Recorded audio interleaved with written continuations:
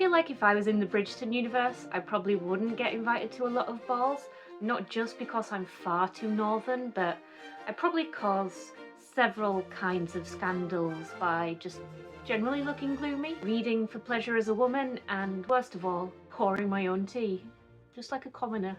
I'm gonna make a dress anyway because I just really like them. I started out this project with the best of intentions to do a lot of research into actual Regency costumes, because there's very limited references within the series or characters wearing dark colours. Apart from in Queen Charlotte when the princess died and they're all in mourning, but when you try and search for Regency mourning, Pinterest asks, "Are you okay?" And that freaked me out a little bit, so I'm just going to wing it instead. I have made this once, I think about 15 years ago. I don't even have the sleeve for it anymore, but it is Simplicity 6826, and I'm going to be using kind of the neckline here to go for the top, and I'm just going to play fast and loose with how I do the skirt. It is going to be fun. We are going to do some cool stuff, and this is going to work. Just putting it out there. Starting off with a positive mindset before I go inevitably crazy. Okay, so here we are. It is literally 3 pattern pieces. So I've got the front panel and the back panel from the Simplicity one, and that was a sleeveless design, but I am going to use the sleeve from the Anthea dress by Mood Society, and make it work. I'm going to make it work. Okay, this is me mid-edit saying, if you haven't made this dress, go make it, go download it, it's free. It will be the most gorgeous dress you ever make. 10 out of 10 would make every day. So there's going to be one glorious day in the future where I will have an actual cutting mat in my craft room. Today is not that day, so what you're left with is just me flailing about on the floor like a mad woman with a pair of scissors. But if you've ever seen any of my videos before, you know this, you know me. Welcome back, please keep coming. So once I had everything cut out, I placed the pieces together as directed by the pattern, which just meant I pinned the back pieces to the front pieces, got distracted by my husband, and then attached the shoulders, sewed them in place, and was not happy about it. Things just weren't feeling right, you know when they don't feel right? Like it wasn't fancy enough, there wasn't enough lace, and then it hit me. Okay, so you know like when all the cool Halloween fabric comes out and you just bulk buy it because you don't know if it'll be around the rest of the year, and then you just have it sit in a cupboard because you don't know when you're going to use it? Well, I'm going to use it. How amazing would this look?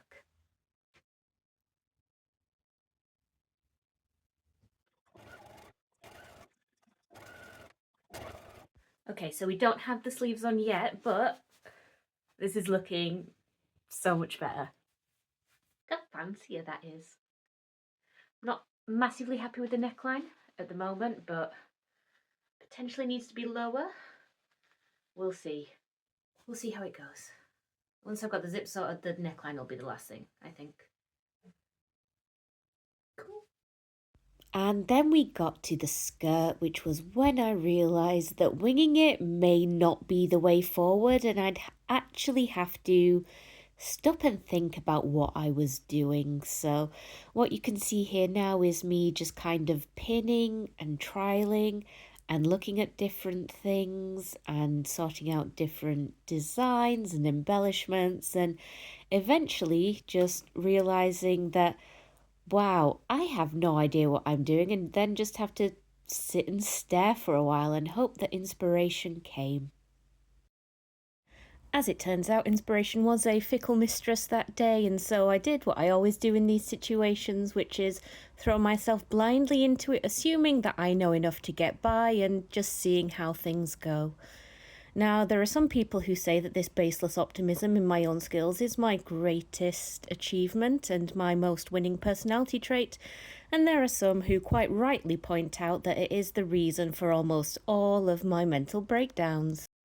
You can comment down below as to which of these camps that you would fall into, and while you're there, if you feel like it and you've liked this brand of unhinged nonsense, then you might as well hit subscribe because it only gets weirder from here on out. Okay, so this is what we're working with at the moment, which is not yet the vibe. We're not far off, but I'm always a firm believer in accessorizing, making everything. So I'm going to see how I feel with the gloves. Obviously we need the sleeves, we need the lace on the bottom, it needs tailoring a little bit, and it's only very loosely pinned at the back. Need to attach a zip. These were from Halloween last year. I never wore them for Halloween, I just got them because I liked them. So, okay, we're getting there. I've attached the sleeves, I've done the zip, and honestly, right now I'm just questioning every moment in my life that led me to believe that I knew how to sew.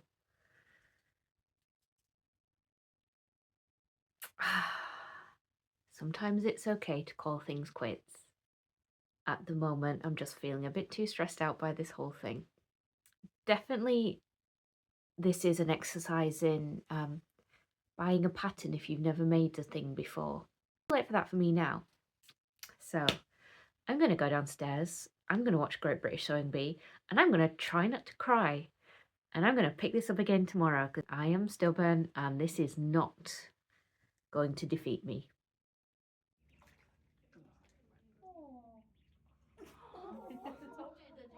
It's been 24 hours, had some space. I'm feeling generally fine. I think it's at the point in all projects where I hate everything and everyone and what I'm doing. Probably just being a bit of a baby about it, to be honest. It's probably fine. It's not as bad as I thought it was last night in the height of my sewing tantrum. I reckon it'll be done by this evening. Whether it'll be done to my expectations or not, we're about to find out. I ended up having to overlock everything together because this demon fabric would not stop fraying, and then just decided to like pin and pleat and gather everything in place. And at this point, I started screaming a bit, so my husband had to come in and calm me down. And then I was, able to continue working, get everything attached, everything sewn. And it was at this point I realised that my breakdown was due to the fact that my material was so thick, which made my pleats really bulky, which meant that I just had to hand stitch everything down so that it lay a bit flatter. And then this was the result. Right, progress has been made. We've now got the lace skirt on, and we've got some trim around here. I think I am going to add the mirror just because it kind of does blend in at the moment. And the whole thing about Regency is the very well kind of defined empire waistline, in my opinion. I think just that to kind of draw the eye to there a little bit, and also to distract from the myriad of mistakes. I'm going to add the lace around the neckline here and sort the sleeves out, and then I think we might be done. Starting to get excited now. So, like when you get into the end of a project and you've got like one more thing left to do, and then your idiot brain is like, this will take 5 minutes, and then that's going to be exciting. You're going to be done. And then it actually takes you so much longer because you realize you have to do a lot of hand finishing. Well, this is the stage I am at now. So, here is me pinning the lace around the sleeves and the neckline, and then sewing that in place, which is actually honestly like really exciting because I thought this was the last thing I had to do, but then I remembered I had the mirror trim which was going around the waist, which I could not get under the sewing machine. But it was the very last thing I had to do, apart from my hair and makeup to make it more Regency appropriate, and then... Okay, so this is the vibe we're going for. So I added a little leftovers for the trim, which I just kind of bobby pinned into my hair. I was going to use it around my neck, but I couldn't think of a way of attaching it without literally hot gluing it to my skin, which I did not want to do. So I just kind of got some of the leftover lace and safety pinned that in place, which again, not realistic to the time period, but very indicative of the way I like to live my life. The hair is the dumbest thing I've ever done with it, and I am absolutely in love. Took forever, but so fun. Okay, and yeah, let's put everything together now.